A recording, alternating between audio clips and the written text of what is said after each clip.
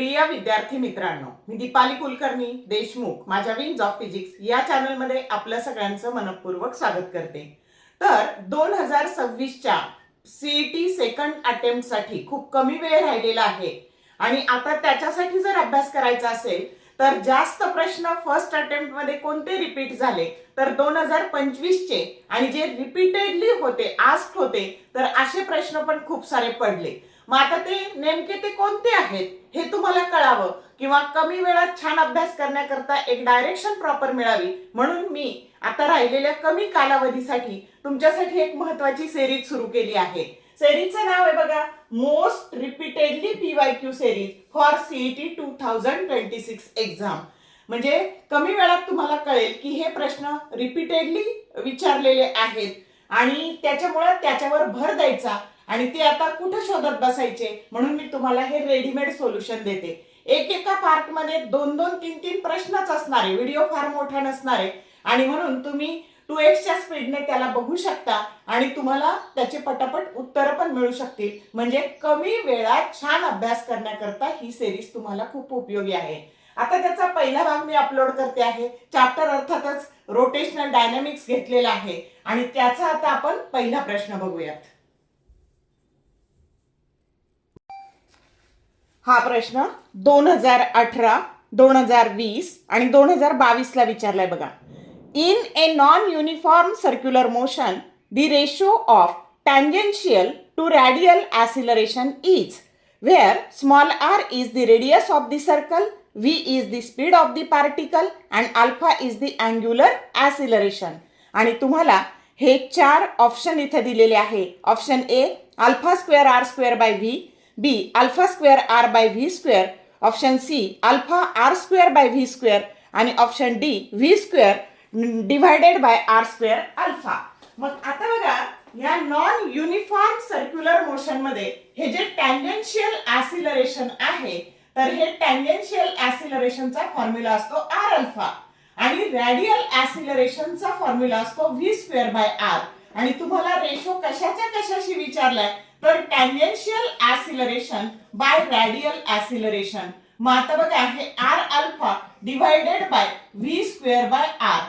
मग आता डिनॉमिनेटरचा denominator that is always a numerator आणि म्हणून हे r square alpha divided by v square ह्या झाला रेशो आणि तुम्हाला डायरेक्टली आता तुम्ही लक्षात ठेवलं तरी चालेल की रेडियसचा square into angular acceleration divided by व्हेलॉसिटीचा स्क्वेअर हा फॉर्म्युला डायरेक्टली लक्षात ठेवला तरी तुम्हाला उत्तर मिळून जाणार आहे। जो करेक्ट ऑप्शन काय आहे सी आहे। समजलं का?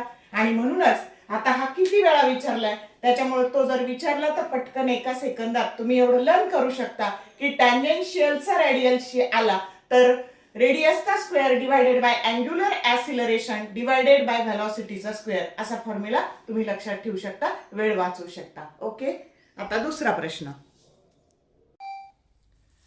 हा प्रश्न सीईटी 2020, 2023 आणि 2024 ला विचारलाय।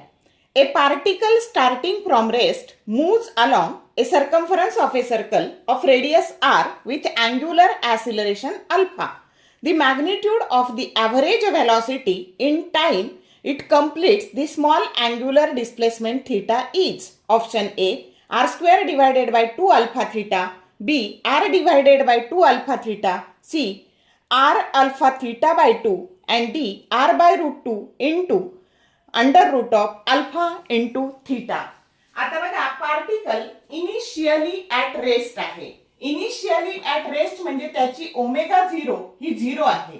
त्याच्यानंतर टी इतक्या वेळात आर ही त्या रेडियसची त्या सर्कलची रेडियस आहे, अल्फा हे अँग्युलर ऍसिलरेशन आहे आणि तुम्हाला त्याची अँग्युलर व्हेलॉसिटी विचारलेली आहे। मग angular velocity that is equal to angular displacement बघा, angular displacement divided by time, angular displacement divided by time.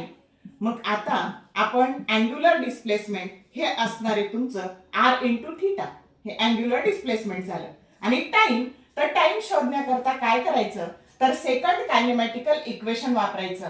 आपल्याला माहिती आहे लिनियर मोशन साठी s बरोबर ut plus half at square असतं तसं हे सर्क्युलर मोशनसाठी असतं बघा.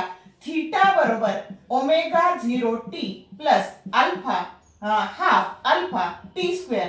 मग ओमेगा 0 0 आहे म्हणजे ही टर्म काय झाली, कॅन्सल झाली आणि थीटा बरोबर हे मिळालं. याच्यावरून टी स्क्वेअर बरोबर 2 थीटा बाय अल्फा आणि म्हणून टी बरोबर under root of 2 theta by alpha ही तुम्हाला टाइमची किंमत मिळाली. मग आता आपण इथे सबस्टिट्यूट करू. काय बघा, 2 थीटा बाय अल्फा.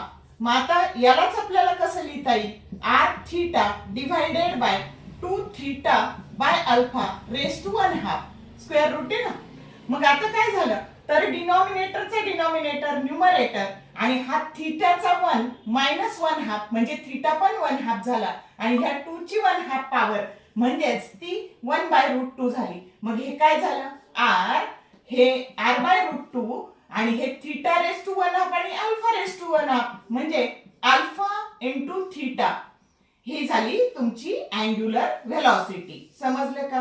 मग आता तुम्ही जर डिरेक्टली फॉर्म्युला असं लक्षात ठेवला याचा तर उत्तर मिळणार आहे की नाही, डी ऑप्शन. समजलं का. तर एवढं सोडवायची गरज नाही. जर प्रश्न रिपीट झाला तर डिरेक्टली तुम्हाला हे उत्तर लिहिता येईल.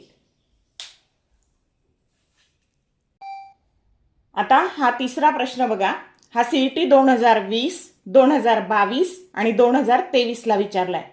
A bucket containing water is revolved in a vertical circle of radius capital R. To prevent the water from falling down, the minimum frequency of revolution required is g, that is equal to acceleration due to gravity. Option A 2 pi under root of g by r. Option B 2 pi under root of r by g. Option C 1 by 2 pi under root of g by r आणि option d 1/2 pi under root of r by g. तर आता बघा आपल्याला काय दिलंय तर आपली ही अशी बकेट आहे, तिच्यामध्ये पाणी भरलेलं आहे आणि तिला अशी व्हर्टिकल सर्क्युलर मोशन आहे. तर हायेस्ट पॉइंटला, टॉपमोस्ट पॉइंटला त्याची फ्रिक्वेन्सी ऑफ रिव्हॉल्युशन विचारलेलं आहे. मग आपल्याला n that is equal to 1/t हे माहिती आहे आणि t that is equal to 2 pi by omega हे पण माहिती आहे. मग आधी आपल्याला हा ओमेगा शोधावा लागेल. मग हायेस्ट पॉइंटला कंडिशन काय असते तर m r omega square that is equal to mg. Upper most force आणि डाऊन मोस्ट फोर्स हे इक्वल असतात. m कॅन्सल झालं, ओमेगा स्क्वेअर.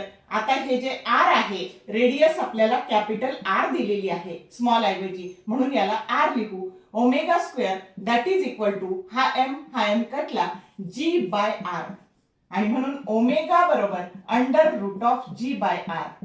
मग आता आपल्याला डिरेक्टली टाकू शकतो आपण की T that is equal to 2 pi by omega. मग ह्या ओमेगाची किंमत आपण टाकली किंवा उलट टाकू आपण की ओमेगा बाय 2 पाय डिरेक्टली फ्रिक्वेन्सी येऊ म्हणजे स्टेप वाढणार नाही. n that is equal to omega by 2 pi आणि म्हणून 1/2 पाय आणि ओमेगाची व्हॅल्यू टाकून दिली जी बाय आर. समजलं की जो करेक्ट ऑप्शन सी आहे. हा सुद्धा फॉर्म्युला डिरेक्टली तुम्ही लक्षात ठेवला तर एवढं सोडवण्याची गरज नाही. समजलं का.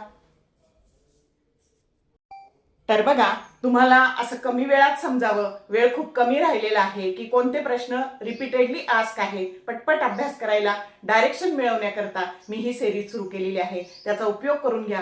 जेव्हा तुम्हाला रात्री अभ्यास करून कंटाळा येईल तेव्हा हे व्हिडिओ बघा आणि हाय स्पीडवर बघा म्हणजे तुमचा वेळ वाचेल आणि तुम्हाला प्रश्नांची उत्तरं पटपट लिहिता येतील.